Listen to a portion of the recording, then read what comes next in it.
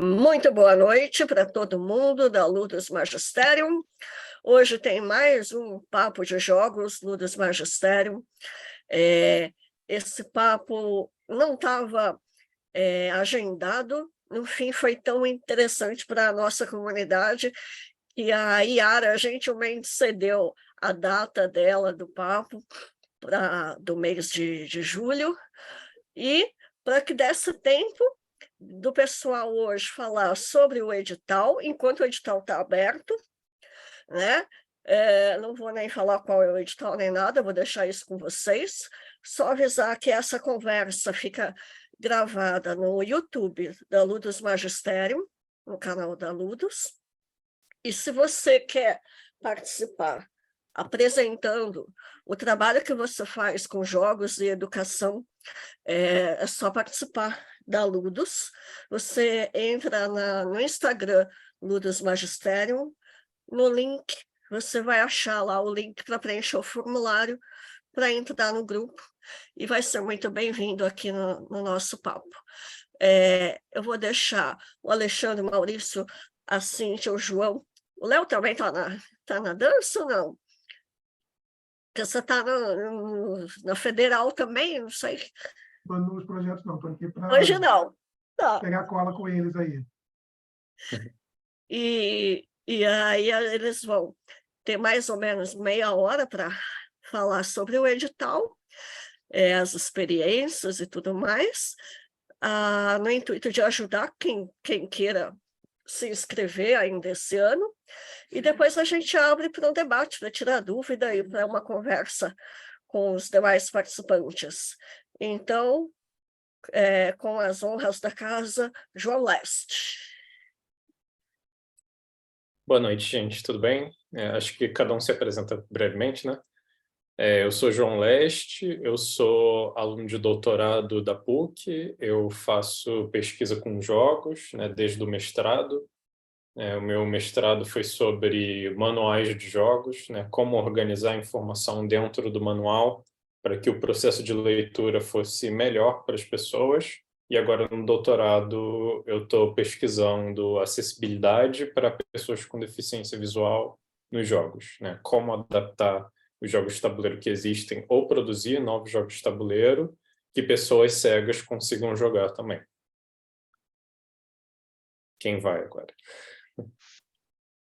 Posso ir. Então, meu nome é Maurício Tacano. Eu tenho um projeto chamado Lúdico. Nós utilizamos jogos de tabuleiro, RPG e escape room na educação.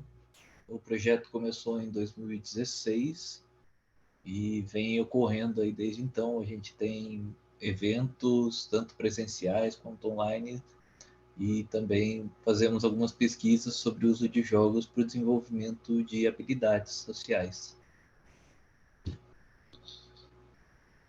Oi, boa noite, gente. Meu nome é Cíntia, sou professora na Escola Politécnica de Saúde Joaquim Venâncio, na Fiocruz, aqui no Rio.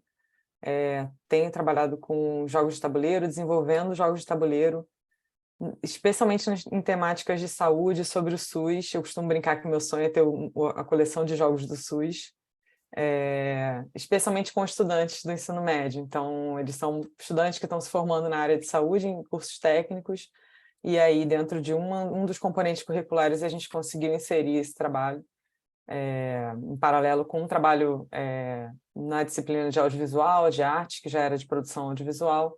Eu trouxe a produção de jogos de tabuleiro junto com esses estudantes. E aí tenho pesquisado esses processos e os jogos, a avaliação desses jogos, a aplicação desses jogos também, e tentado ampliar essa cultura lúdica na escola.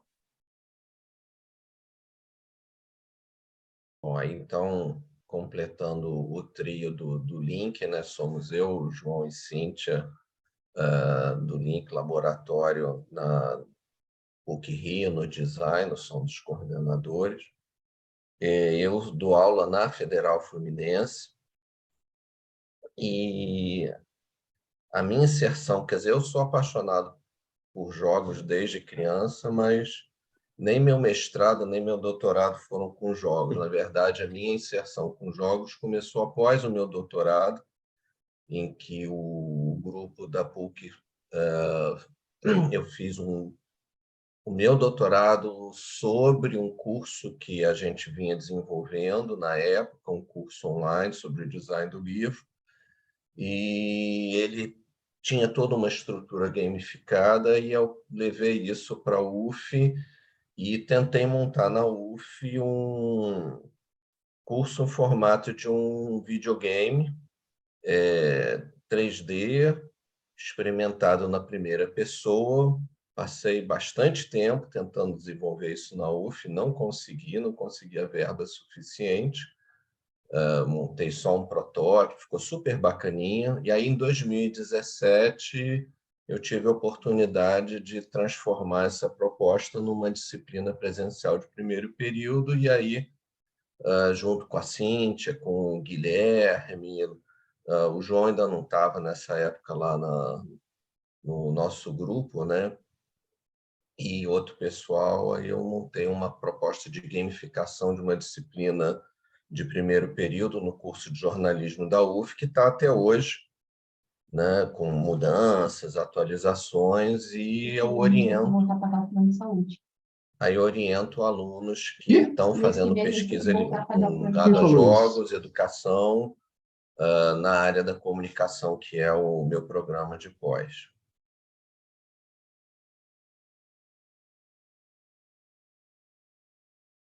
E agora a gente pode partir para as apresentações, né? Então, para quem não sabe, para quem está caindo de paraquedas aqui, a gente está falando do edital do Gaming Lab, que é uma iniciativa da Asmodee, né?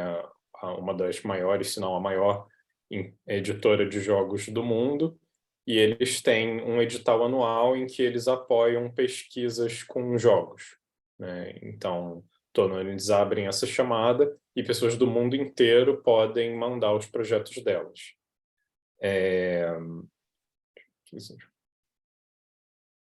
Faz sentido. Mas só para concluir, né, a interface com eles acontece toda em inglês, né, que é a língua franca deles, né, por ter projetos de todo mundo, os projetos são todos em inglês. Então, o arquivo que a gente envia com a proposta de projeto é em inglês, as reuniões com eles são todas em inglês. Né, mas a apresentação, pelo menos que a gente aqui do Link trouxe, é em português, que foi uma que a gente fez para enviar para Galápagos. A Cíntia sugeriu que o Maurício apresente primeiro, né, porque o projeto dele veio no edital anterior ao nosso, ou 2 antes, não tenho certeza. Acho que faz sentido. Maurício, quer tocar? Então, João, quando você falou, eu achei que você ia apresentar o da Asmodee mesmo, né? O da Gaming Lab. Então eu não peguei a apresentação do meu. Ah, sim. Né? Então, mas pode fazer você primeiro, daí depois a gente discute sobre o edital mesmo. É mais para dar um exemplo, né? Sim, com certeza. Eu acho que eu preciso de permissão para compartilhar minha tela. Espera aí. Foi. Quando eu peço para compartilhar... Ah, agora foi.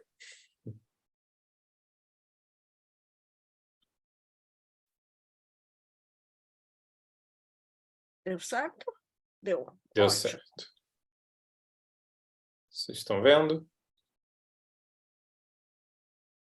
Então, a primeira coisa que eu tenho para falar é que o projeto mudou muito desde esse primeiro momento, mas é só para vocês entenderem, assim, como a gente organizou isso para enviar para a Asmodee. E aí eles próprios admitem, né, que o projeto vai evoluindo, eles deram sugestões para a gente de leituras e metodologias que eles achavam que fariam sentido, e com base nisso, nas nossas próprias leituras, no andamento das nossas pesquisas, tudo mudou. Mas acho que só para ter uma noção do sarrafo que eles colocaram. Então, o projeto que a gente submeteu foi jogos de tabuleiro baseados em narrativa como ferramentas para a construção de sentidos, comunicação e inclusão de jovens adultos de origens multiculturais e multissociais. É um nome que eu me arrependi muito de ter colocado, porque ele é imenso e complicado, né? Mas, basicamente, o que ele significa nós queríamos usar jogos em que a comunicação entre os jogadores fosse chave para a jogabilidade, de forma para incentivar a comunicação e a inclusão de jovens dentro da PUC. Porque a PUC ela tem uma série de projetos sobre a inclusão de jovens da periferia no ambiente universitário, e a gente fez uma parceria com o NEAM, que é o antigo Núcleo de Estudo e Ação sobre o Menor, e que eu ainda não decorei o nome atualizado, mas é um projeto que pega jovens da Rocinha, bota eles para fazerem cursos, programas de jovem aprendiz dentro da PUC, para que eles consigam estudar na universidade com bolsa. Ele já acontece há 41 anos dentro da PUC e vai continuar por muito mais. Então, nosso projeto foi uma tentativa de seguir ajudando eles nessa missão de inclusão da PUC. Basicamente, o objetivo do nosso projeto era estimular a sensação do pertencimento dos jovens aprendizes no ambiente universitário da PUC-Rio através de jogos baseados em narrativa. Então, em conversa com a coordenação do NEAM, eles falavam muito que, apesar de existirem essas iniciativas de inclusão, os jovens que se tornavam jovens aprendizes nem sempre se sentiam verdadeiramente parte da PUC. Eles sentiam que tinham ainda barreiras da participação e do pertencimento. E a gente queria lidar com isso. Então, a nossa premissa era que se a gente pegasse esses jovens aprendizes e botassem eles para jogarem os jogos com outras pessoas da PUC, eles iam primeiro desenvolver habilidades importantes, comunicação, empatia e outras funções executivas, mas eles também iam criar laços com as pessoas que já estavam na instituição, tanto para que eles se sentissem pertencentes, quanto para despertar nas outras pessoas a vontade de incluir também, que eles criassem um ambiente mais acolhedor. A metodologia que a gente propôs inicialmente era coleta de depoimentos em vídeo, entrevistas semi-estruturadas qualitativas e análise de conteúdo. E, na prática, a gente não fez nenhuma dessas coisas.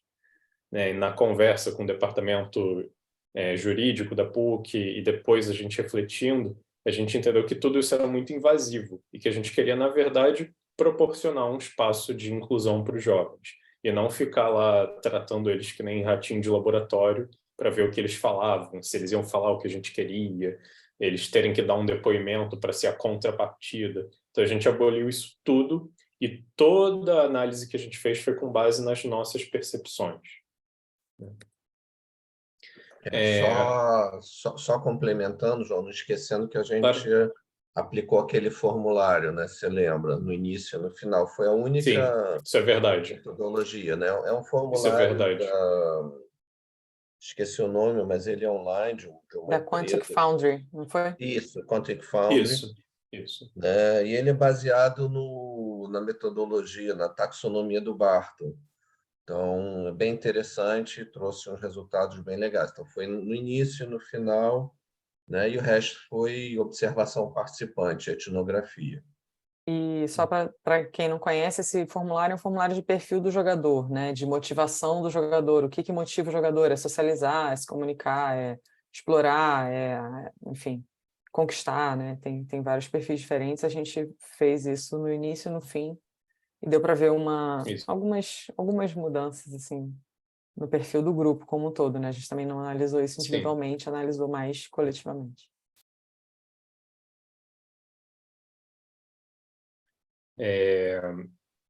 Seguindo, então,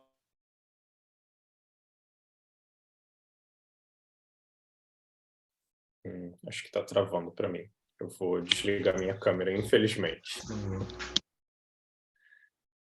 Para a gente selecionar esses jogos que incentivavam a comunicação, a gente usou o catálogo de jogos educativos da Galápagos.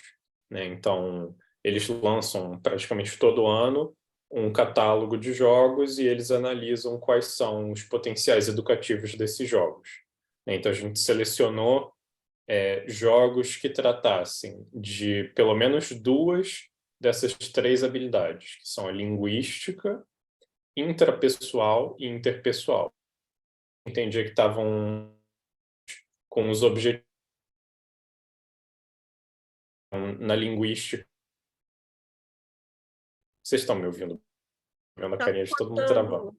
O áudio está cortando um pouco, João, mas acho que o Alexandre ou o Maurício conseguem continuar, daí você só faz a intervenção, acho que daí dá mais certo. Ou a Cíntia, não sei quem que acompanhou mais de perto. Você prefere fazer a colocação, Cíntia?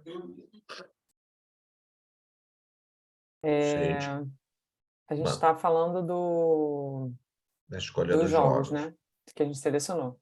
Exatamente, a gente pegou esse catálogo da Galápagos e focando nos jogos que tinham essas inteligências, né, mapeadas, aqueles que tinham linguística intrapessoal e interpessoal, principalmente. E a gente selecionou esses que estão aqui. E uma coisa interessante é que a gente percebeu como muito positiva, que a gente só começou a construir depois que a gente teve o projeto aprovado, eu acho, foi o escalonamento desses jogos, né? Que a gente selecionou por nível de complexidade, a gente observou o nível de complexidade que estava indicado no Board Game Geek, e também a partir da nossa experiência, né, jogando e aplicando esses jogos com outros grupos, a gente colocou alguns para serem a primeira etapa, o primeiro contato, outros para serem a segunda fase, outros a terceira, e assim por diante. Esse processo também ensinou muito para a gente sobre, né, se esse escalonamento estava adequado ou não. Um ou outro jogo a gente percebeu que precisaria ir mais para frente, enfim, a gente foi ajustando. Mas foi bem interessante ter feito esse escalonamento. Desculpa, a faixa etária do pessoal que jogou? Tinha uma pessoa, um menino de acho que 12, mas o restante era em torno de 15, 16, 18. A gente tinha um muito novo, um muito mais velho e o resto entre 15 e 18. Ali no meio. A gente começou com 20 e poucos jovens e acabou com em torno de 10 jovens, mais ou menos, né? Teve uma queda, que é natural, inclusive, né? Que como não é um curso, era uma atividade lúdica, eles não tinham compromisso, então alguns arrumaram trabalho, questões de escola, enfim, questões pessoais mesmo, mas um núcleo duro acabou ficando até o final. Foram 9 no final, porque Isso. Foram os que a gente fez a doação de uma cópia de cada jogo no final. É importante falar, né? Você falou que alguns arrumaram emprego, né? Que isso é um dos grandes objetivos do NEAM. Eles estarem nessas atividades, eles estarem fazendo cursos para que eles tenham a oportunidade de se tornarem jovens aprendizes dentro da PUC. Né? Então, esses que saíram por esses motivos, a gente nem fica triste, porque a gente atingiu o nosso objetivo de colocar eles para dentro da universidade. Aqui eu acho que a gente não precisa falar muito, não. Só que a gente teve que fazer um cronograma. Aí, se vocês quiserem só falar um pouquinho de cada fase que a gente tinha planejado, que não necessariamente foi o que a gente fez no fim das contas. Sim, tinha essa fase de seleção depois da parceria com o NEAM, né? Porque a gente tinha um número determinado de vagas, a gente teve que estabelecer esses critérios em parceria com esse setor da PUC para selecionar jovens que tivessem o perfil. Na verdade, vieram... A sala estava bem cheia no primeiro dia, na inscrição, quando foi efetivamente... Depois, com o tempo, foi diminuindo um pouco, como o João falou. A gente tinha previsto jogar, né, segundo semestre de 2022 e depois revisar relatos, experiências e fazer uma documentação final. Os jovens aprendizes fizeram uma... porque eu não lembro se o João já falou, mas a gente teve uma estrutura também de monitoria. A gente, até uma das metodologias que o João trouxe das reuniões com a Game Lab foi a questão da participação da juventude na pesquisa. Então, a gente organizou um grupo de monitores para trabalhar junto com a gente e serem pesquisadores na pesquisa junto com a gente. Então, eles tiveram uma oficina, né, de metodologia de pesquisa. A gente debateu bastante sobre o que é uma hipótese, o que é construir uma pesquisa, o que é observar, como que a gente observa, o que é construir critérios e tal. E depois eles tiveram também treinamento nos jogos que a gente ia usar, treinamento de como explicar o jogo, e fizeram essa mediação dos jovens que vieram para participar dos encontros, até muito mais do que nós. A gente ficou mais numa posição de supervisão. E a gente tinha uma previsão deles gravarem, né, dos próprios jovens gravarem vídeo, mas como o João falou, quer dizer, gravarem depoimentos e falar, e a gente analisar essas falas, mas como o João falou, a gente optou por não fazer, tanto para não os expor, quanto para não estabelecer esse processo de uma espécie de uma contrapartida pela participação deles, né? Eles darem dados para a gente da pesquisa. Então, a gente fez mais essa parte da observação, os jovens também fizeram, e em dezembro eles apresentaram no seminário de encerramento das atividades da casa, que é o Centro Loyola de Fé e Cultura, que fica perto ali da PUC na Gávea, que é uma casa para o desenvolvimento de atividades de extensão, né? de contato com a comunidade, né? Desenvolvimento de atividades dessa forma. João.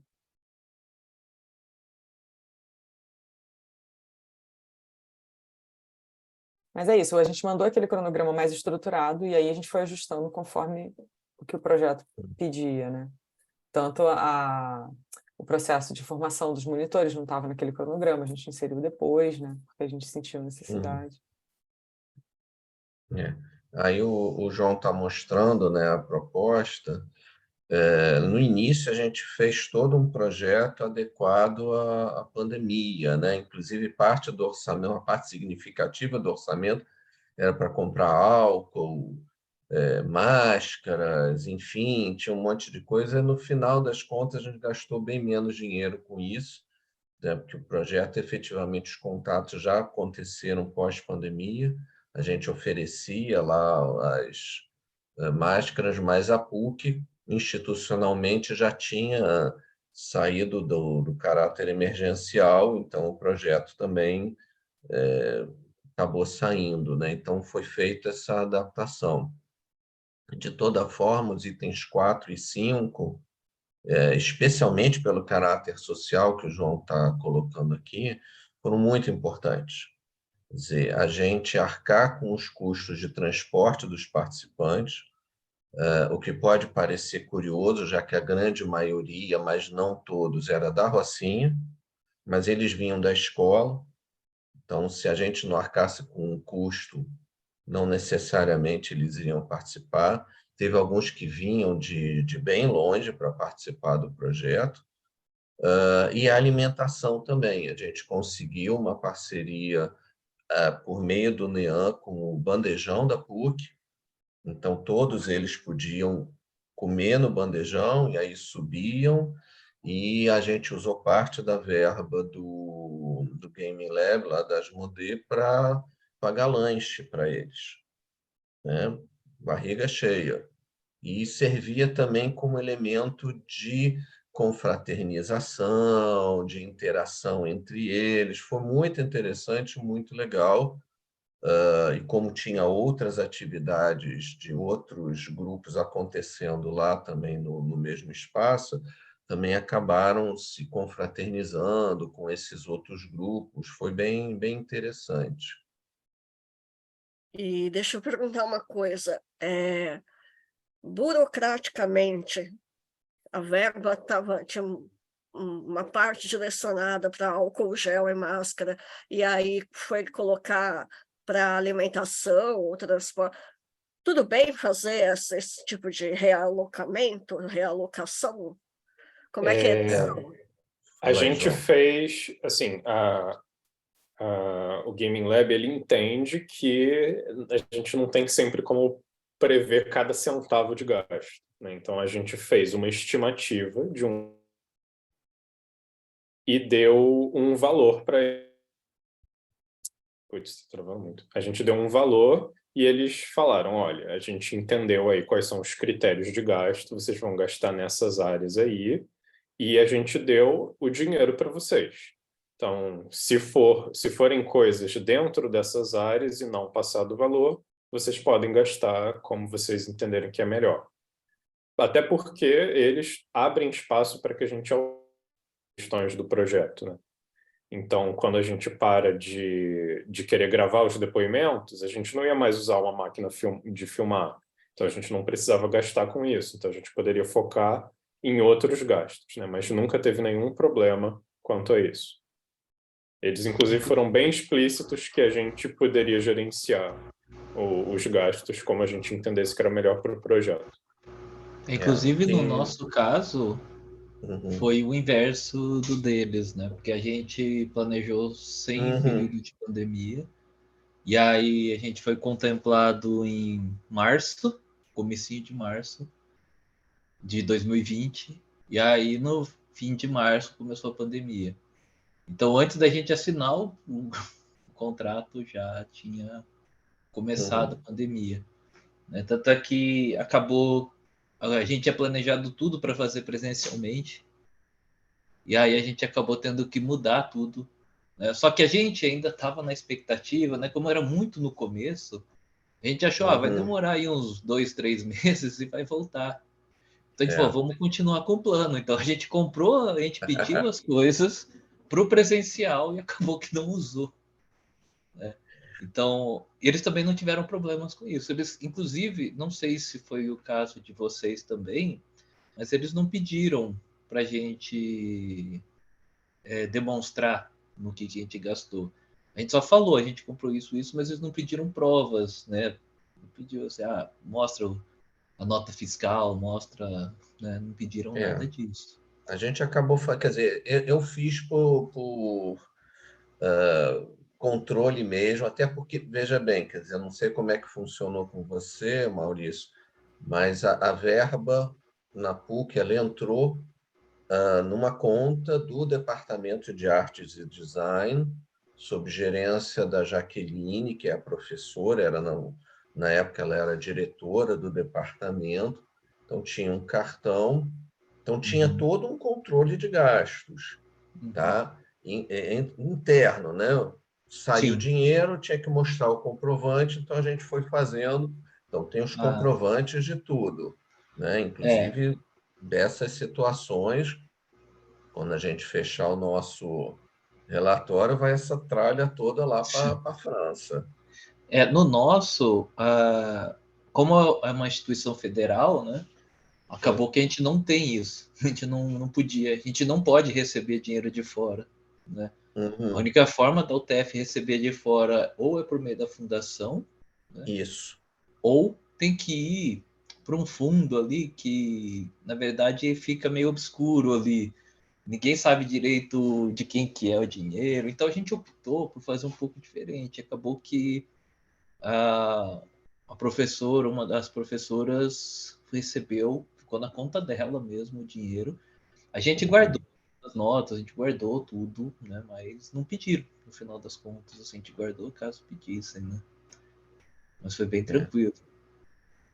Essa fundação lá de vocês, a biscoita, quantos por cento da verba de projeto? Eu nem sei mais, porque parece que muda toda vez. Cada vez é mais. Tem esse. A PUC também, como é um projeto externo, né? É um projeto de agência de fomento que vai direto para o pesquisador, não, mas esses projetos externos que vão para a conta, né, dentro da universidade, aí tem um percentual que vai para ele, sim, né? A gente não tinha previsto isso inicialmente. Então, o fato da gente não comprar álcool em gel, máscara, essas coisas todas, acabou ajudando, porque reduziu os nossos gastos e deu para arcar com essa pequena surpresa, né? Mas é uma coisa que quem for fazer um projeto tem que verificar como é que isso vai funcionar institucionalmente. né, No para nosso, não levar susto. quando a gente fez o projeto, eu não sei se eles mudaram, né? Porque foi bem no começo, mas eles pediram para a gente enviar o projeto em inglês e em francês. O de vocês também não? João? A gente teve que enviar um resuminho em francês só. Assim, tipo o abstract do projeto, a gente teve que fazer uma versão em francês, que assim, a gente jogou no Google Tradutor e eu e a Cíntia vimos lá se estava parecendo que estava correto. Se parecia francês. É, Então, acho que eles mudaram um pouquinho, que acho que a gente teve que escrever o projeto mesmo em inglês, em é, francês, o, né? é, não, o nosso projeto foi direto em inglês. Talvez nesse meio tempo eles tenham percebido que Era nenhuma meio... reunião era em francês, nada era em francês, então, para quê, né? Sim. Ainda bem que não era cirílico, né, João? Ia ficar complicado. Ainda bem que um dos professores que estava no nosso grupo, ele morou na França, então ele sabia. Ah, Ai, facilita um deixa eu bocadinho. perguntar uma coisa. Tem mais slide aí, não tem, João? Não, Acho que tem mais um. Não? só. Thank Ah, you. Obrigado. Mas eu então queria só falar rapidinho fala. que, no meu entendimento, assim, depois de ter ido nas reuniões, conversado com eles, essa parte aqui, esse slide, foi o grande ponto do nosso projeto. Porque naquela edição do edital, eles queriam projetos com foco em questões sociais. Então, a gente ter delineado que a gente queria ter essas questões, a gente queria lidar com essas questões éticas, né, tipo, proporcionar a segurança individual e do grupo, a gente queria levar em consideração para os nossos gastos, transporte e alimentação, que isso era mais importante para a gente garantir que os jovens estivessem lá do que necessariamente comprar um computador ou alguma coisa assim. Eu entendi depois que isso foi um grande diferencial do projeto. Legal. Eu acho que o que é importante mesmo verificar é qual que é o foco deles, né? E se o seu Exatamente. trabalho se Exatamente. enquadra nesse foco. Porque às vezes você tem um trabalho lindo, maravilhoso, muito bom, mas não é o foco deles naquele momento. Daí cada ano o foco é diferente, né? Então, eu acho que é isso que é o mais importante. Deixa eu fazer uma pergunta pra você, em geral aí. Mas Game Lab, Asmodee, e no slide do João estava lá um enfoque maior no catálogo de Galápagos. Qual que é Sim. a relação dessas empresas? Legal. A Asmodee é a empresa. Eles são os donos de tudo. Gaming Lab, aí eu não vou saber as terminologias empresariais certas, mas o Gaming Lab é uma iniciativa dentro da Asmodee de apoio à pesquisa com jogos. É em Então, parceria com algum órgão francês lá da a pesquisa. Libellude. É Libellude, se eu não me engano. Não, acho que a Libellude é da Asmodee, hein? Ah, é? Se eu não me Então não engano. tenho certeza. E a Galápagos Jogos foi comprada pela Asmodee recentemente. Assim, nos últimos 5 anos, a Galápagos foi comprada pela Asmodee. Então, a nossa escolha pelo catálogo de jogos da Galápagos, ela foi uma escolha de benefício mútuo, né? Então, a gente entendia que para um projeto da Asmodee, a gente usar esses jogos e validar a aplicabilidade desses jogos seria muito mais interessante, né? A gente estaria dando um resultado legal para eles e, ao mesmo tempo, a gente pediu se eles poderiam dar esses jogos para a gente. Em vez da gente ter que comprar os jogos, então a gente recebeu 5 cópias de cada jogo que foram doadas pela... né, a Asmodee pagou para a Galápagos doar para a gente. No nosso caso, a gente disse que ia precisar de jogos, né? A gente colocou, acho que quase metade da verba que a gente tinha pedido em jogos. E aí eles... Na verdade, a gente falou assim, eles davam dinheiro e a gente ia comprar os jogos. Né? O que eles fizeram foi falar, não, a Galápagos dá os jogos. Porque daí garante também, de certa forma, que vão ser jogos deles, né? Mas, apesar de que eles falaram que não precisa usar os jogos dele nas pesquisas. A gente podia usar outros jogos de outras editoras também, mas a parte de dar os jogos, eles fizeram dessa forma com a gente também. É, Estava vendo barato, né? aqui, o outro é Innovation Factory, e acho que lá é um órgão francês de essa parte de pesquisa de inovação. Maurício, o João mostrou ali os dois itens daquele do transporte para a garotada ir lá jogar, e da parte de alimentação, que também serviu para confraternizar. Ele sentiu que ali foi o coração do projeto, que saltou aos olhos da Asmodee. O que você acha que encantou a Asmodee no seu projeto? Então, acho que foi parecido também, porque o tema, o que eles estavam procurando quando eles abriram o edital de 2019, era muito parecido. Mas era mais assim, jogos na educação, né, na verdade. Então a gente voltou para o desenvolvimento de habilidades. Né, e eu acho que o que saltou bastante era o fato de estar no meio de uma universidade. Sabe? Acho que eles falaram bastante sobre isso. A gente falou que tinha bastante dados que a gente coleta sempre, né? A gente vinha coletando já desde 2016 de todos os participantes. Então eles perguntaram bastante sobre esses dados e tudo mais. E até eles estavam querendo que a gente começasse a coletar mais dados, né, para colocar também no artigo.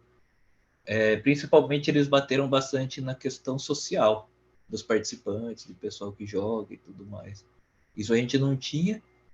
A gente então falou, a gente vai começar a fazer, mas daí como estava com a pandemia, a gente acabou não fazendo, né, depois disso. Mas eles bateram bastante nessa questão na época. E aí a gente tem, no projeto do Maurício, a UTFPR, mais a Federal do Paraná, né? Tem uma professora de lá, Do Instituto Federal, Instituto Federal, o IFPR. e do projeto da Cíntia é Federal Fluminense e a PUC. Você tem Não, que...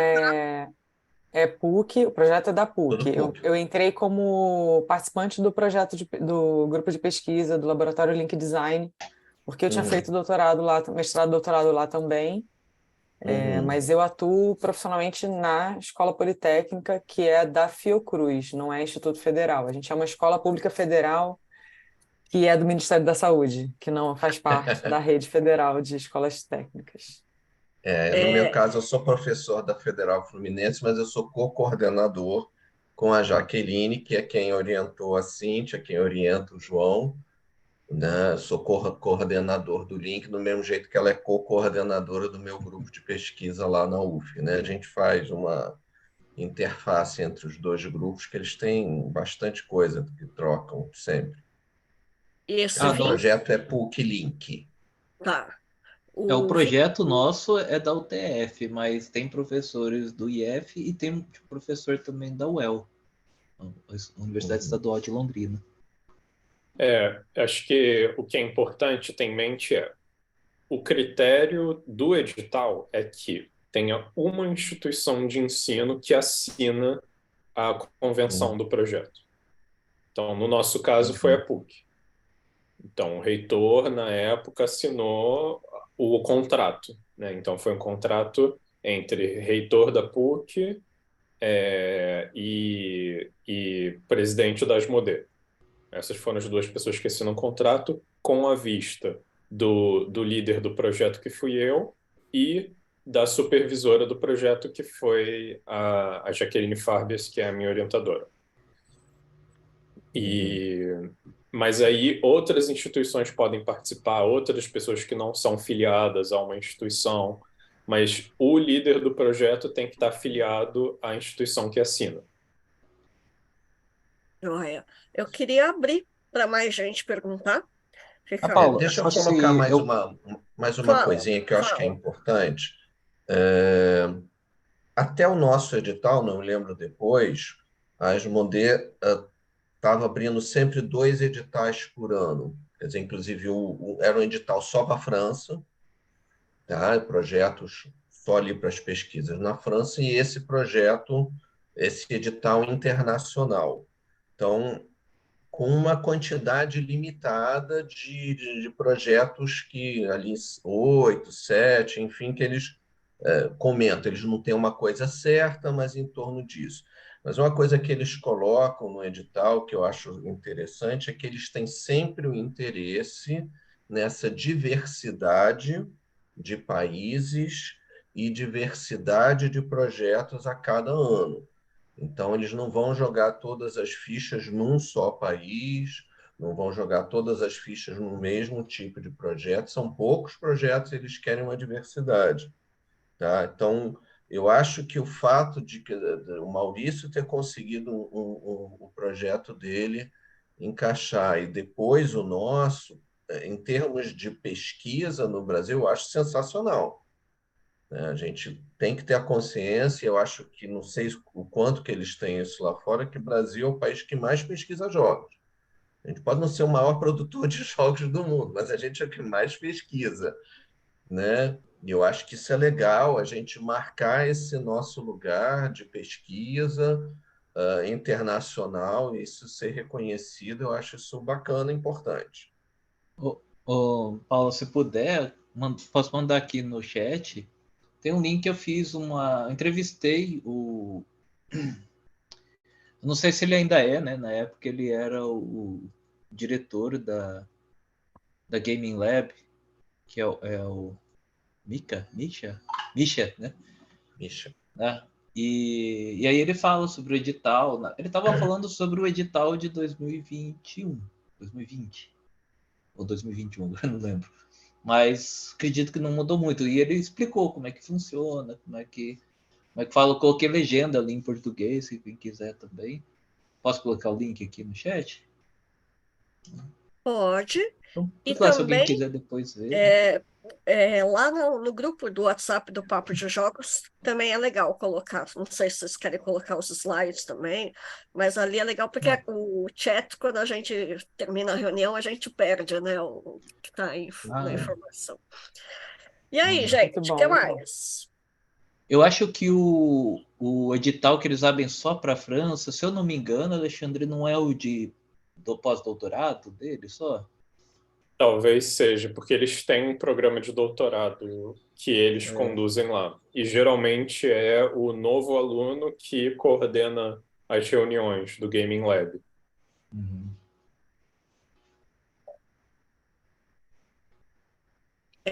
Pergunta nada a ver, mas essa entrevista que o Maurício pôs o link é uma que a inteligência artificial lá da legenda falou da Paula Pickles, não foi? Nossa, eu não me lembro. Eu lembro que você mandou a foto para mim. Paula Pickles, acho que é você. Ele foi ler a pergunta que eu mandei, né? Então, agora uma pergunta. Então, agora também sou Pickles. Karen Quest, como foi feita a divulgação dos resultados do projeto? Essa eu deixo para o Maurício, porque a gente ainda não divulgou nada. Não foi... Dos resultados da seleção? Não sei agora. Não, acho que deve ser dos resultados do projeto mesmo, né? O produto final do projeto ou a seleção, Karen? Se for do produto final, né, eles pediram. O Karen tá falando, mas não tá saindo som. A gente não te ouve, cara. Mostra que você tá com o microfone aberto, mas a gente não ouve nada. Nada. Agora foi. Tá. Porque eles pedem divulgação dos resultados do projeto, né? E acho que é ao longo do projeto, inclusive, é isso? Ou só no final? E o que eles valorizam? Ao longo do projeto, nas reuniões, né? Eu não me lembro se eram semanais ou quinzenais que a gente fazia reuniões com todos os Hoje projetos em dia é mensal. Mensal. Mensal. Acho que era também, que eu sou ruim de memória. Mas eles fazem reuniões periodicamente, né? E a gente tem que ir passando o que está sendo feito, o que está dando certo, o que não está dando certo. Eles são bem compreensíveis, lógico que se a gente não fizer nada, São mesmo. né? Mas assim, se você explicar, aconteceu isso. No nosso caso, era a pandemia, né? O problema nosso principal era a pandemia, que a gente não estava prevendo. Mas depois dessas reuniões, né, cada mês, no final, a gente teve que escrever um artigo, né, para eles. E esse artigo, eles mandam um modelo, tudo para a gente fazer. Não é um artigo muito, não pode ser muito longo, eles têm um limite ali de página, que era bem pouco. Não me lembro quanto que era, tipo umas 5 páginas, sei lá. Era coisa assim absurda. A gente teve que tirar muita coisa para fazer caber. E a gente escreveu, entregou, e depois a gente teve que apresentar. A princípio, eles falaram que a gente ia lá na Fran, em Paris, né, se eu não me engano, que é a Paris. sede deles, para fazer a apresentação, mas por causa da pandemia a gente acabou fazendo online, infelizmente. Acho que o João vai ter mais sorte aí com isso, vai poder ir para Paris apresentar o trabalho. Adoraria. Mas é isso, daí a gente apresentou online mesmo, né, num congresso que eles fizeram, bem tranquilo. E o legal também, Karim, é que durante esse processo, durante essas reuniões, a gente foi falando com eles e a gente falava o que a gente estava fazendo, o que a gente pretendia fazer, por exemplo, e eles sugeriam como que poderia ser feito, melhorias, mas também sugeriam, às vezes, trabalhos correlatos ou trabalhos parecidos para a gente, Sim. talvez, se quiser trabalhar. No nosso caso, por exemplo, a gente falou da parte de... como é que fala? Das mecânicas dos jogos, né? Como é que divide essas mecânicas. E aí, pelo que ele falou, as Asmodee também não estava muito totalmente satisfeito ali com o jeito que é feito, por exemplo, no Board Game Geek. Então, ele sugeriu lá um cara que trabalha com essa parte para a gente fazer uma modificação, sugerir algumas modificações e escrever um artigo. Uhum. Só que no meio do processo a gente teve o azar de o cara teve um filho e a outra professora do IFPR também ficou grávida, então parou tudo e a gente está aí faz mais de um ano, porque agora estão cuidando do bebê também, né? Então está mais de um ano parado aí nisso. Mas isso é bem legal, essa parte deles. No nosso caso, assim, já respondendo aqui as perguntas que eu estou vendo, o cronograma eles pedem que o projeto tenha 1 ano de duração, mas ele pode e normalmente acaba durando mais do que isso. No nosso caso, a gente tinha se planejado para fazer as coisas, né, quando estava naquele começo de retorno da pandemia, mas era um período muito de transição. Teve uma dificuldade burocrática na comunicação entre PUC e Asmodee, né, para assinar o contrato, para mandar o dinheiro, para não sei o quê. Então, burocracias esperadas, né? Então, a gente só começou, na verdade, no começo de 2021, no meio de 2021. Estava planejado de 2022, desculpa. Estava planejado para começar no meio de 2021, começamos no meio de 2022. E aí a gente terminou em dezembro e a gente está até agora compilando dados e escrevendo relatório, né, sobre a questão da divulgação dos resultados. Eles pediram alguns marcos ao longo do projeto, né? O primeiro que a gente fazia no primeiro trimestre era esse slide que eu mostrei para vocês. Foi igualzinho, só que em inglês e no template deles. Porque aí eles publicam isso no site deles para mostrar os projetos em andamento. Eles não mandaram esse formato de artigo aí para mim, esse específico que o Maurício falou. Não sei se porque eu me meti a escrever um relatório de 50 páginas. Eles falaram, ok, vai ser difícil reduzir isso, né? Então acho que eles deixaram o relatório que eu enviei. Que foi o relatório parcial, e agora a gente está escrevendo o relatório final. E eles não só deixam, como incentivam que a gente participe de outros congressos fora do eixo deles, né? Então, por exemplo, sobrou um dinheiro do nosso orçamento e eles falaram para a gente ficar livre para, por exemplo, usar esse dinheiro para submeter para artigos e tal, falando sobre o projeto. Tá. Quer dizer, além disso, importante é que a gente mencionou antes, como a gente estava fazendo, a gente localizou o nosso projeto ali no Centro Loyola de Cultura e Fé. Outros projetos estavam acontecendo no mesmo espaço físico, tá?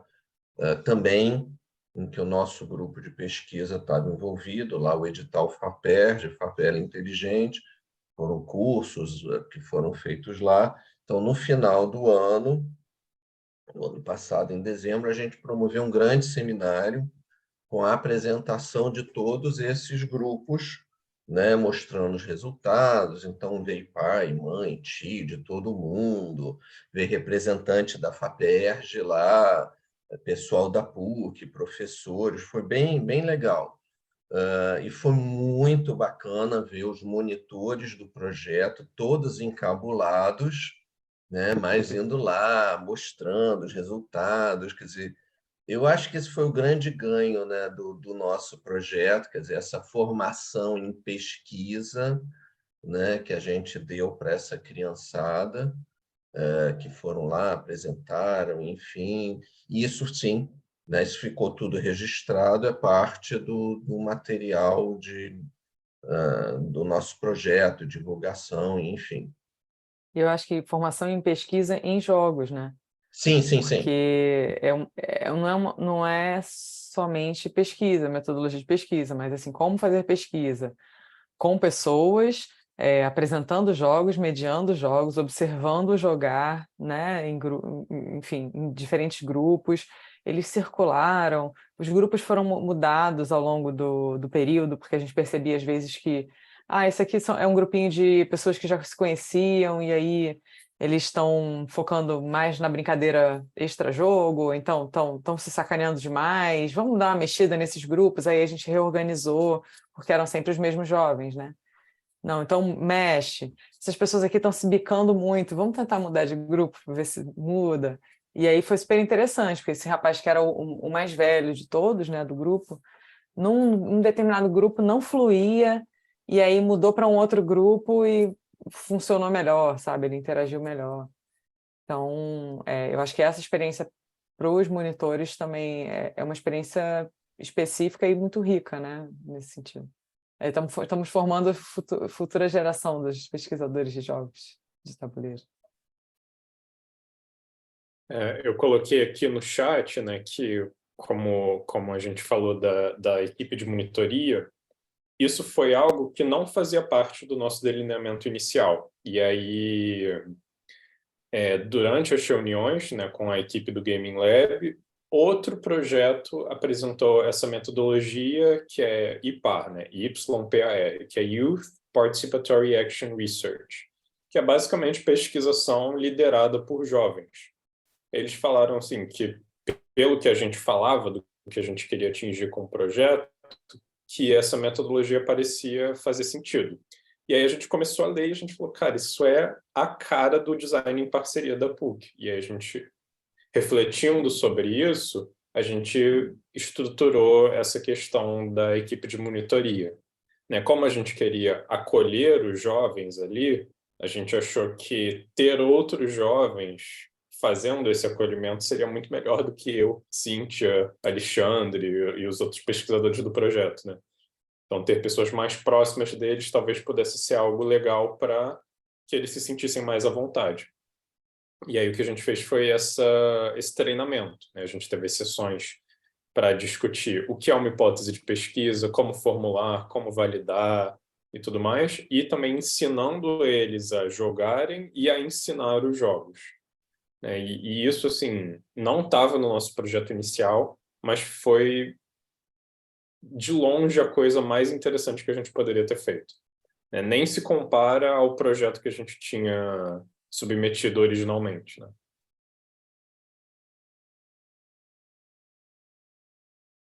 Maurício, e o que você destaca de um resultado que saltou aos olhos ali no decorrer do projeto? Então, na verdade, sim, a gente teve, como falei, bastante dificuldade pelo fato de ter que ter migrado, né, do presencial para o online. E a gente achou que, como a gente achou naquela época, né, que ia ser rápido, a gente acabou não se preparando, né? A gente pegou a verba e comprou coisas para o presencial mesmo. Depois que a gente está voltando agora para o presencial, né, a gente pretende retomar isso daí mesmo. Mas a gente acabou não tendo muitas. Até acho que até mesmo o pessoal das Modê não estava tão preparado para isso. Ninguém estava, né? No caso. Então, assim, a gente não teve muitas modificações, né? O que a gente teve foi o que eu falei, né? Com um funcionário lá da Asmodee, a gente começou a trabalhar junto em outra coisa, né? Que também assim, foi bem interessante para a gente. E a parte de enviar os documentos para participar desse edital, foi fácil? Teve documento que ninguém sabia o que era? Como foi? Para a Não, gente, foi tranquilo. Ah, desculpa, João, quer falar primeiro? pode falar. Ah, tá. Na verdade, assim, eu fiquei sabendo desse edital em novembro, não lembro, dezembro, foi bem no finalzinho do ano.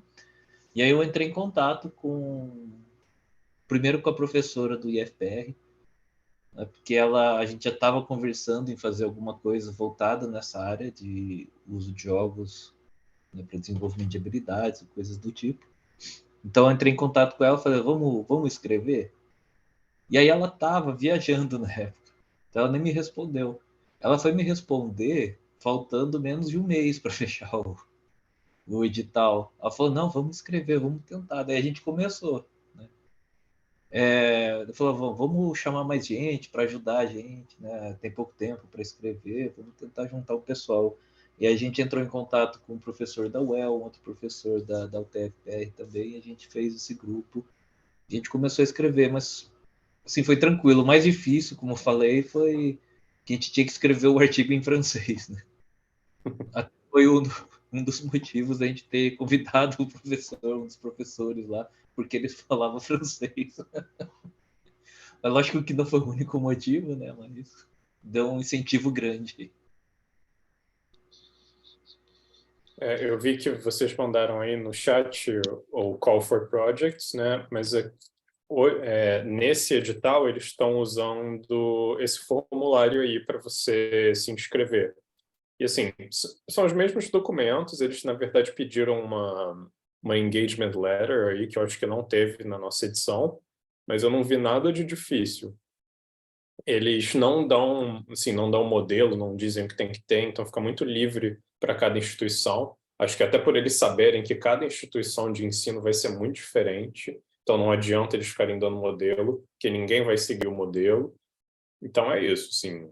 Ninguém reclamou de nada, nenhum dos documentos que a gente mandou, foi tudo muito simples. Ah, não tem mais modelo? Acho que no nosso eles deram um Na minha modelinho. época, só teve um modelo do projeto, mas não era nada demais, assim, era só tipo título, resumo, Ah, tá, deve ter sido objetivo. isso. Era o básico do que qualquer projeto tem que ter. Isso, é só isso, era o único modelinho. Maurício, pergunta para você no chat há quanto tempo o projeto lúdico estava rodando quando vocês se organizaram para submeter o edital. O Lud começou no final de 2016. A gente submeteu o edital no comecinho de 2020. Então fazia 3 anos e mais um pouquinho, uns 3 meses mais ou menos. Tava novo ainda. E no E caso foi de vocês, rápido, fala, fala. o resultado, né? Se for pensar que a gente enviou no comecinho, tipo, janeiro ou fevereiro, e em março já saiu o resultado, né? Então foi bem rápido. E vocês do outro edital, vocês são de 21, né? O da PUC. Teve Vocês criaram coisas especialmente para o edital ou já tinha alguma coisa em andamento que foi aproveitada?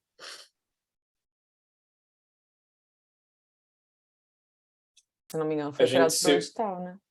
A gente se baseou no que a gente já fazia, que é o grupo de acolhimento, né? A gente falou do NEAN, né, que recebe jovens da periferia para tentar botar para dentro da PUC. Uma das atividades que esses jovens podem fazer é o grupo de acolhimento, que é coordenado pelo nosso laboratório, né, o LINC, toda sexta-feira no Centro Loyola.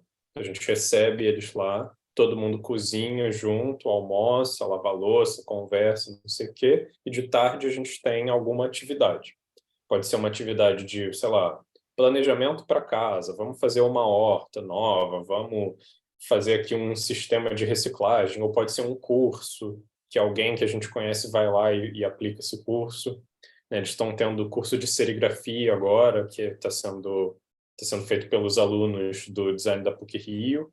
Então, a gente pegou essa estrutura que já existia e inseriu o projeto nela, mas a gente não tinha nada voltado para jogos ainda. Só essa estrutura de toda sexta-feira ter uma atividade lá.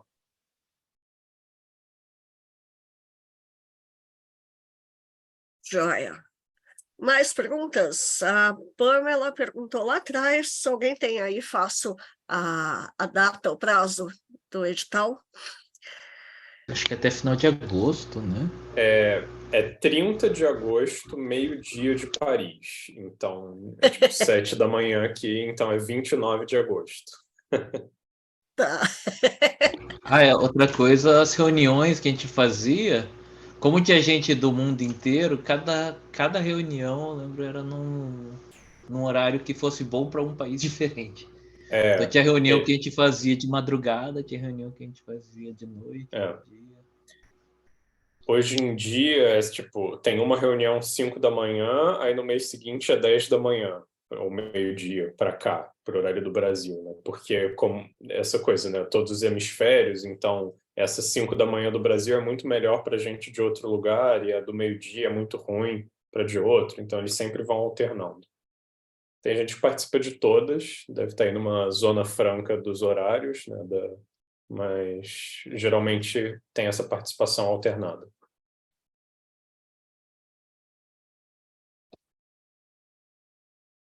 Beleza.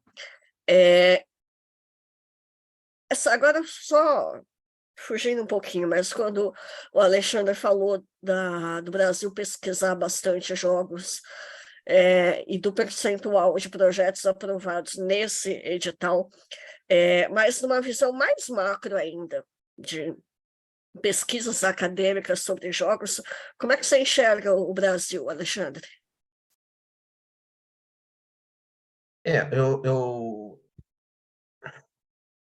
A gente tem muita pesquisa de jogos aqui no...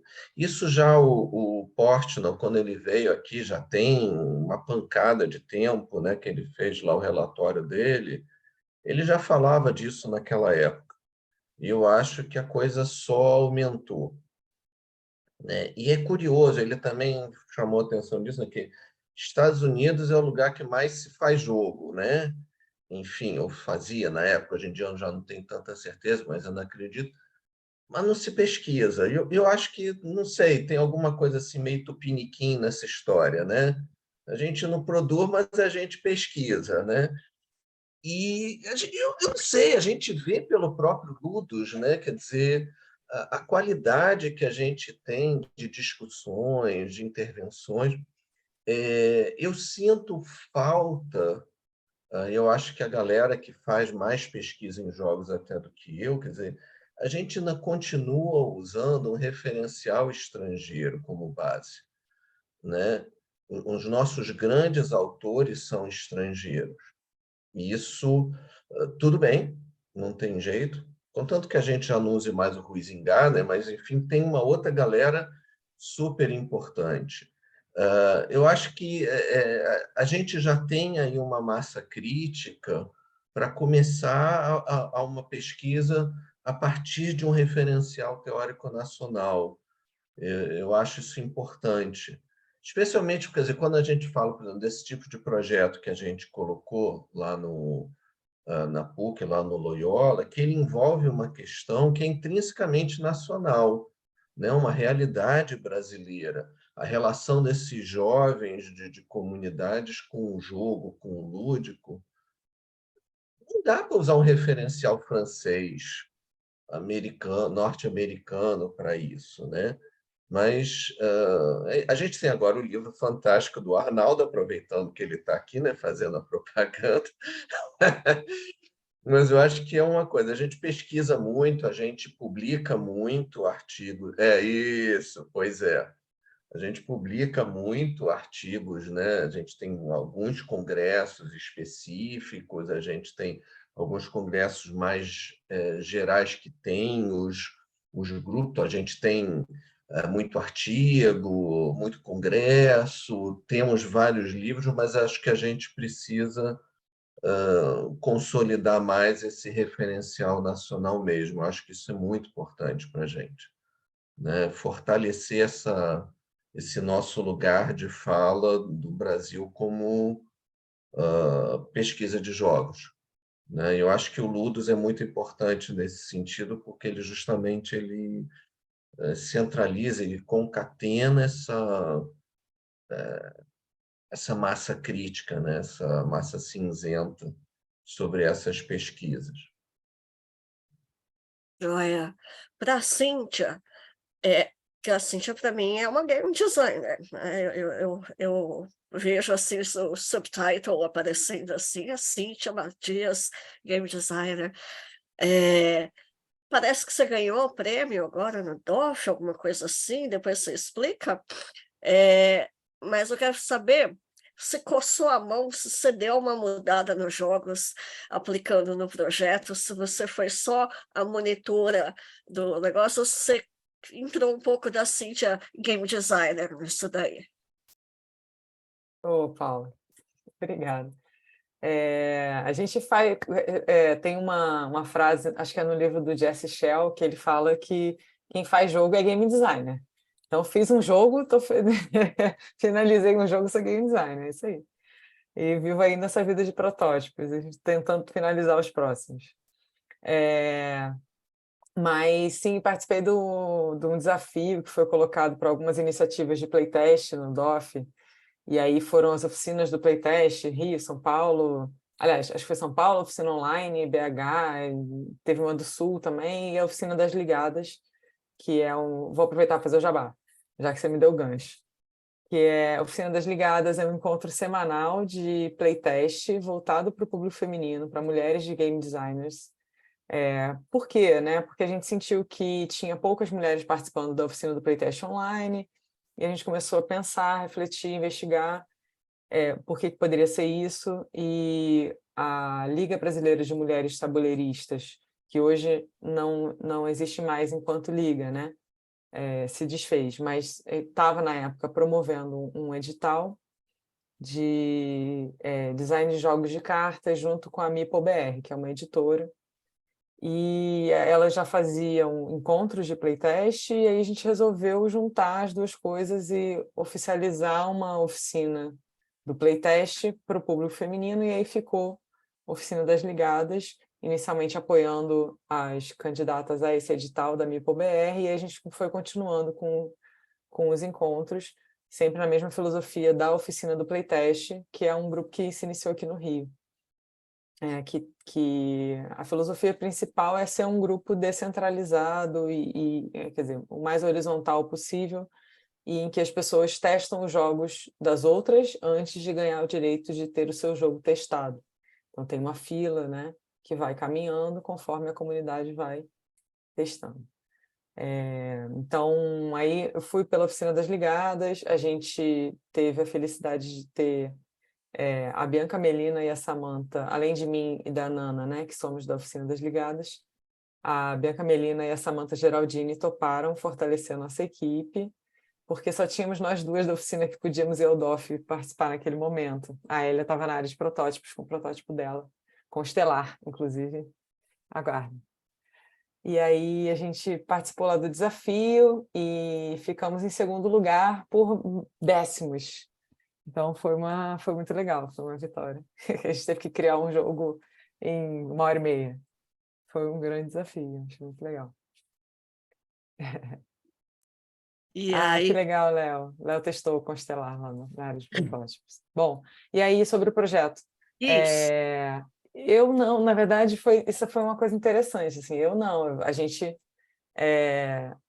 tinha muita proposta de testar os jogos como eles são, mas foi muito interessante ver como os próprios jovens propunham novas regras. E essa é uma coisa que a gente conversou com os monitores também, assim, será que... se eles propuserem uma regra diferente, ou se eles errarem a regra, o que a gente faz? A gente corrige? A gente fala, não, a regra é essa, vocês estão jogando errado. Não. Vamos fazer o seguinte, se a gente relembra a regra, né, proposta pelo... Olha, a regra proposta pelo jogo era essa aqui. Vocês querem fazer desse jeito? O grupo concorda?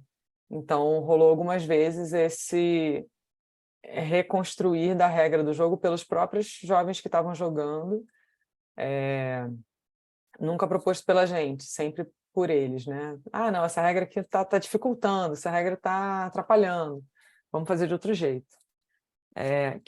Mas é um desafio, né? Porque aí quando você vai fazer pesquisa com jogos, e aí você entende que a regra faz parte da produção de uma determinada experiência, a mecânica faz parte da produção de uma determinada experiência. A gente trouxe jogos que eram cooperativos, também, né? Não só, mas também. E às vezes, se a gente muda uma regra, a experiência muda bastante, pode mudar bastante. Mas eu lembro de uma, por exemplo, do Só Uma, que o Só Uma, você só pode dar uma dica, cada um só dá uma dica, cada dica só pode estar uma vez, né, não pode ser repetida, e a pessoa que vai falar, que vai tentar adivinhar, só poderia ter uma chance. Se não me engano, isso fazia parte das regras do jogo. Então é tudo só uma, só uma, só uma, só uma. E aí o João está me ajudando, confirmando aqui. E aí teve um grupo, especialmente o grupo que tinha o menino mais novo, que tinha 12 anos, o próprio grupo ficava dando 1000 oportunidades para ele adivinhar, porque o barato era ele conseguir adivinhar, entendeu? Era o grupo ter aquela sensação de que, caraca, que legal, conseguiu, sabe? Não importa quantas chances ele teve, não importa se o grupo teve que dar um monte de dica, porque também acontecia. Aí fazia mímica e dava dica, mas assim, a experiência ali estava acontecendo. Ok, não foi na regra original. Se fosse na regra original, talvez não tivesse sido tão divertido. Porque o fato de brincar, né, dessa coisa de criar as dicas e, enfim, ficar tentando, ajudando e tal, também era divertido, né? Então é isso é uma coisa que eu percebo às vezes na escola. Os alunos estão jogando, estão se divertindo pra caramba, quando você vai olhar, eles estão jogando tudo errado, tudo diferente do que estava no manual. Mas às vezes tudo bem, sabe? Está construindo uma experiência positiva ali, interessante, enfim. Eu não estou nesse momento preocupada, né, em seguir aquilo rigidamente, né? Ou, enfim, tem que ser desse jeito para poder desenvolver uma determinada habilidade ou competência. No meu caso não é isso, né? Então não precisa ser um desafio tão alto, pode ser uma coisa mais cooperativa. E essa coisa do cooperativo também, né? Que tinha momentos em que o jogo era competitivo. Pessoal, uma é cooperativo, mas às vezes era competitivo, tipo Show de Sombras, acho que era competitivo entre duplas, que é um jogo da Galápagos também. E aí, às vezes, uma dupla ajudava a outra, porque eles tinham que encontrar umas imagens para poder montar o enigma para outra pessoa da dupla adivinhar. E aí a gente percebeu isso também, a outra dupla via a imagem que eles estavam precisando e falava, essa, usa essa. Então, isso foi muito interessante de perceber, assim. O Só Uma é bem comum isso, né? Dar dicas com duas... Eles quererem dar dicas... O Léo está colocando aqui no chat, que os alunos deles já quiseram poder dar dicas com 2 palavras, porque, teoricamente, a dica é uma palavra só. Isso também acontece demais. Ou, então, ter 3 chances para adivinhar, porque tem umas palavras que são mais difíceis. Então, faz parte, né? João, você precisa trocar figurinha com o Maurício, porque o Maurício é um cara muito ninja das ferramentas, e ele faz os componentes de jogos, o cara com esmeril, com tudo, não sei o quê. Eu acho que ele consegue te ajudar na questão da acessibilidade para adaptar os jogos. Mas deixa eu perguntar uma coisa. Do que vocês usaram nesse projeto do edital, o que você sente que deficiente visual joga numa boa, sem precisar adaptar? Jenga. É o único jogo que não precisa adaptar. Jenga. Do nosso projeto, tudo teria que ser adaptado. Tudo, de alguma forma. Mas E o único jogo que, assim, se você quiser jogar ele, você for uma pessoa com deficiência visual, você quiser comprar e ele já está adaptado, o que tem é o xadrez. Que é um jogo terrível de entrada. Como que xadrez vai ser... mas aí é para pessoa para pessoas surdas. Aí... Tem não, isso, aquele com assim. braille, não tem o Librando Card. Librando, ele ainda com braille, tá Librando certo, Card. né? Assim, ele é uma ótima iniciativa porque ele coloca, né, os sinais em libras na carta, então ele é um primeiro passo nessa direção. Mas é muito comum a gente ver jogos de baixa qualidade. Então, assim, é um jogo com uma impressão de baixa qualidade, infelizmente. Né? Com certeza eles não tiveram o apoio ou acesso à infraestrutura de uma editora, então eles fizeram o que estava ao alcance deles, e isso eu entendo que é ótimo. Mas justamente não existe ainda o espaço para esses jogos serem produzidos com alta qualidade. O xadrez é o único, só que ele é um jogo terrível de entrada. Imagina como ele vai ser o primeiro jogo que uma pessoa vai jogar na vida. É terrível, é terrível. Mas ele é o único que você pode comprar e ele chega pronto para você. Ninguém tem que mover um dedo para imprimir um componente, ou cortar madeira, ou fazer sei lá o que tiver que fazer. E isso ainda é um caminho que tem que ser muito transposto. Né? Tem uma instituição portuguesa que é a Capo, não sei o que significa agora de cabeça, mas eles são uma instituição de e para pessoas com deficiência visual e eles fizeram uma parceria com uma editora lá de Portugal, que é uma editora assim, que só faz jogo em madeira, não é uma grande editora de jogos modernos, né? E aí eles fizeram alguns jogos com um tabuleirinho de madeira que são acessíveis para pessoas com deficiência visual. Mas aí você vai comprar, tipo, 20 euros o negócio, sem contar frete transatlântico, né? E são jogos muito simples. Eu tenho aqui um jogo da velha adaptado, que é um jogo muito simples, mas é de baixa qualidade também. Né? Você vê que é tudo colado, dá para ver a cola e tal. E é engraçado não ter nada pronto, porque deficiente auditivo, eles têm mais vantagens nessa hora dos jogos de tabuleiro. E tem jogo que eles dão assim, ganham de lavada, porque coisa visual, estritamente igual o Doble, né?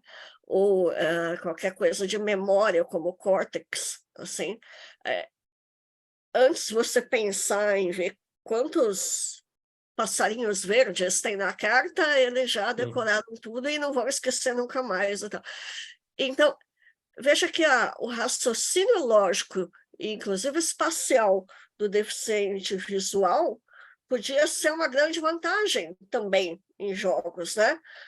Não era para limitar numa grade de xadrez.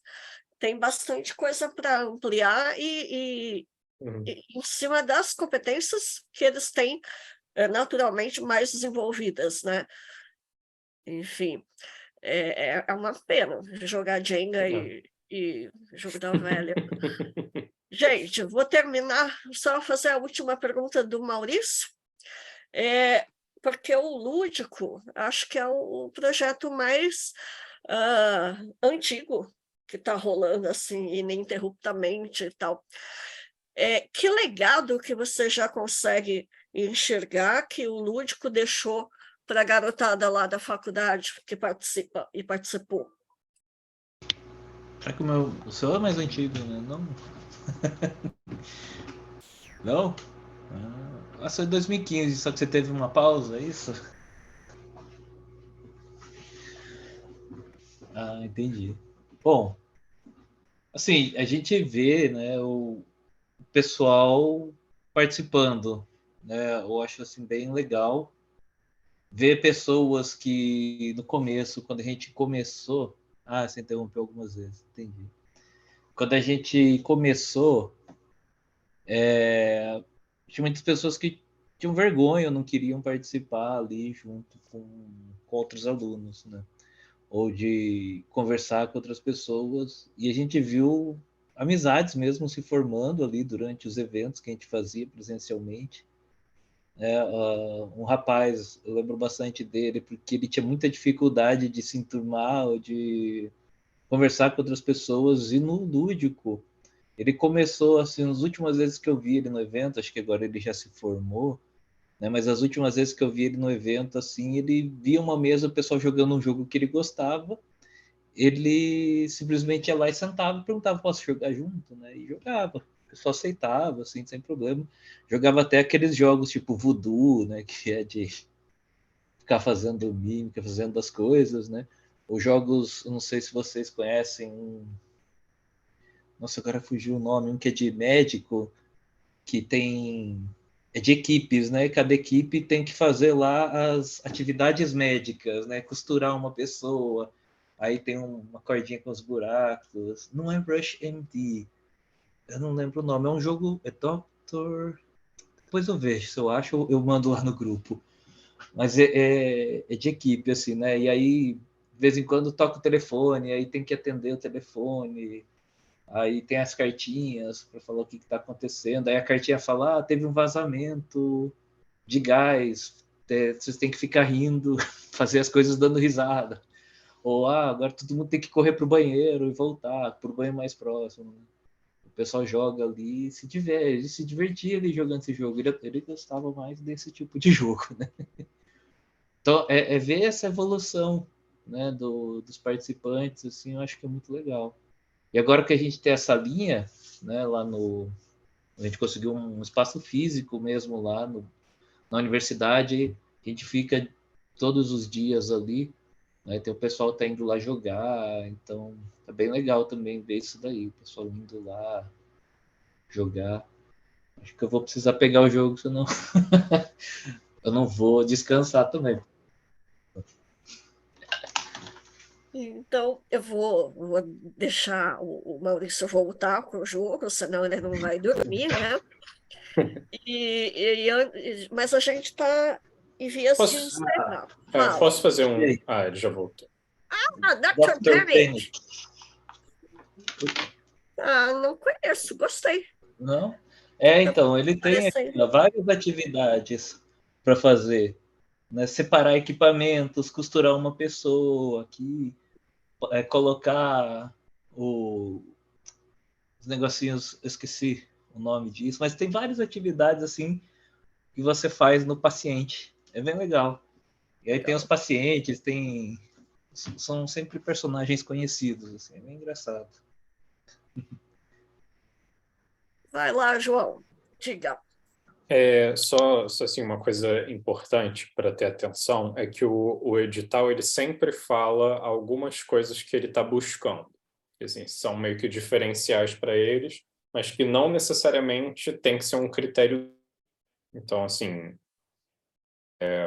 por exemplo, ele fala que tem interesse por instituições públicas. Então, ele prioriza conceder, né, o orçamento de instituições públicas, mas a PUC não é pública, né? Então, mesmo... Deixa eu desligar aqui, começou a travar de novo. Mesmo a PUC não sendo pública, a gente foi selecionado. Então, não é algo que é obrigatório. Só que nessa edição eles falaram que o foco deles, né, diferente da educação no ano do Maurício, diferente do impacto social no nosso ano, agora é a história dos jogos de tabuleiro.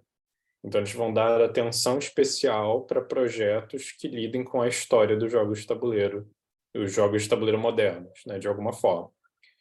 E aí, assim, não sei se isso é todos os projetos que vão selecionados necessariamente têm que ter a ver com isso, mas para as pessoas terem em mente que é desejável que isso seja uma das coisas, um dos pontos centrais do projeto. Perfeito. Mais alguma observação que vocês queiram fazer em relação ao edital? A faixa etária que contempla adolescentes, jovens, tem criança também, ou o edital nem sequer cita? Não, não cita. Por acaso, nós fizemos aí uma coisa meio parecida, mas não partiu do edital de forma alguma. O meu, na verdade, são jovens adultos que falam.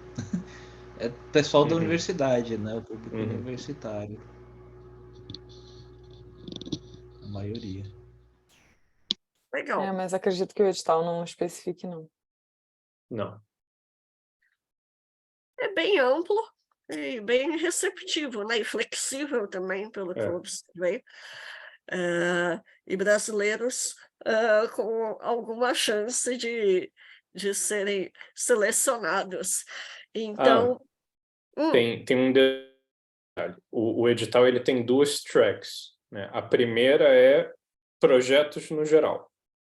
Então, assim, qualquer projeto de qualquer assunto, e aí eles dão preferência para nessa edição para a questão histórica. E eles têm a segunda track, que é para projetos voltados para a educação da juventude, que é o que é financiado pela Libelud. Então, nesse segundo, realmente tem um foco nos jovens. Mas a gente, por exemplo, mandou para a primeira track, não tinha a ver com a Libelud.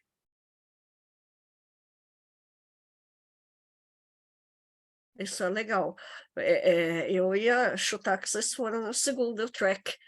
E daí dá para ver como que é um projeto de incentivo, né?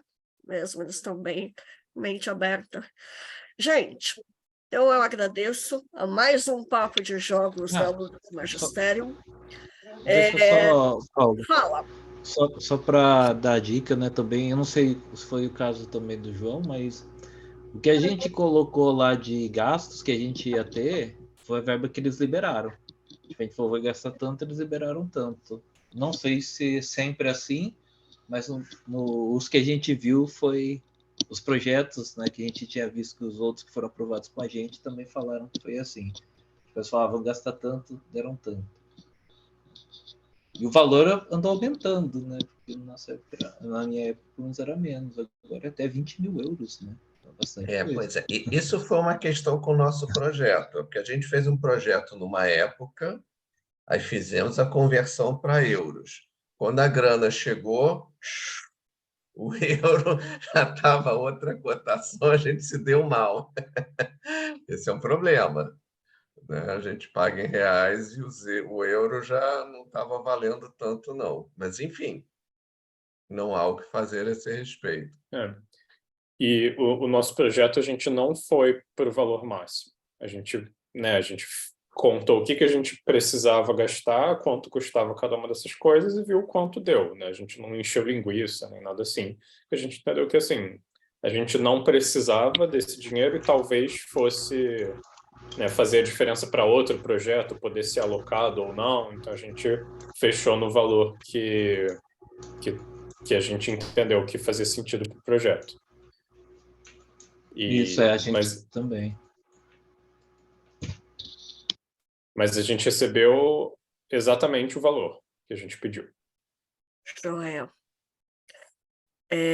Gostei da conversa hoje. Achei que os participantes aqui ao vivo participaram um pouco hoje. Geralmente vocês participam mais, mas também tinha bastante gente apresentando ao mesmo tempo, né? Então também tem essa compensação. Espero vocês no próximo Papo Lúdico, Papo de Jogos da Ludus Magisterium. Agora vai ter em agosto. Salvo engano, agosto é uma galera que faz igual o Maurício, fabrica o jogo em casa, seja com madeira, com plástico, com resina, com impressora, enfim. é uma galera que vai falar da confecção dos jogos, eu acho que é esse povo. Mas, enfim, é só ficar de olho lá no grupo do papo que vocês vão saber. Essa meu Deus, fugiu a palavra toda, iniciativa. É da Ludus, não é da Paula, então, de vez em quando, eu ofereci hoje, alguém quer apresentar, porque, né, para caracterizar que é de um grupo de pesquisadores e tal, e quem apresentar é igual eu fiz, né, a mediação. E agora, quem apresenta mesmo, são todos bem-vindos, é só conversar com a gente e a gente encaixa na agenda e faz acontecer. Então, eu agradeço a participação de todo mundo, incentivo a participação de mais pessoas, e quem for se inscrever no edital, muita sorte, mês que vem a gente está de volta. Obrigada. Pessoal, obrigadão pelo convite. Tchau, obrigado, gente. Finalmente. Super obrigado pela acolhida. Foi ótimo. Parabéns, queridos. Muito bom. Arnaldo. Obrigado, Bom Arnaldo. descanso para vocês. Vocês também. Bom. Tchau, tchau. Muito bom, gente. Obrigado. Uma boa noite para vocês. Boa noite. Boa noite. E a Bia acabou de entrar. Boa noite, gente.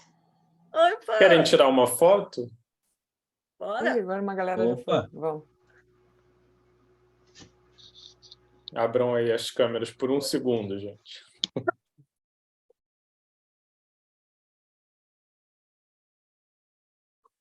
Tirei. E vou Legal. tirar de novo, A Tássia resolveu abrir a câmera, precisa aproveitar. Para mim está vindo e voltando. Eu ouvi dizer, Tassiana, que o vírus não passa pela tela, tá? Gente, Eu tirei de novo. é tão gostoso conversar com quem está na mesma praia da gente. Eu, por mim, ficava aqui até amanhã cedo conversando. É uma delícia.